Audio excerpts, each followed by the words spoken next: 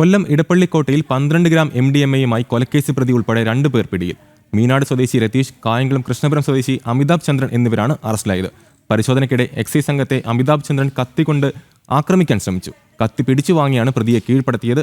വിവരങ്ങളുമായി മനോജ് ചേർന്നു. മനോജ്, ഇപ്പം കൊല്ലം ഇടപ്പള്ളിക്കോട്ടയിൽ MDMA-യുമായി കൊലക്കേസ് പ്രതി ഉൾപ്പെടെയാണ് 2 പേർ പിടിയിലായത്. ഇവർ ആക്രമിക്കാൻ ഒരു സാഹചര്യം ഉണ്ടായിരുന്നു. എന്തൊക്കെയാണ് മറ്റു വിവരങ്ങൾ? തീർച്ചയായും എക്സൈസ് സംഘിന്റെ പരിശോധനയ്ക്കിടെയാണ് ഇത്തരത്തിൽ കത്തി ഉൾപ്പെടെ കണ്ടെത്തിയിട്ടുള്ളത്.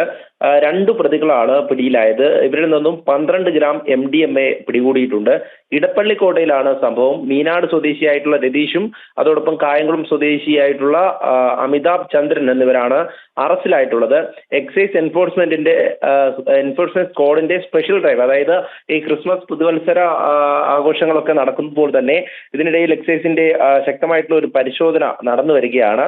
ഈ സാഹചര്യത്തിലാണ് ഇവർ 2 പേരും പിടിയിലാകുന്നത്. ഈ അമിതാഭ് ചന്ദ്രൻ പിടിയിലായ പ്രതികളിൽ ഒരാൾ 2023 ഒരാളെ കുത്തി കൊലപ്പെടുത്തിയ കേസിലെ പ്രതി കൂടിയാണ്.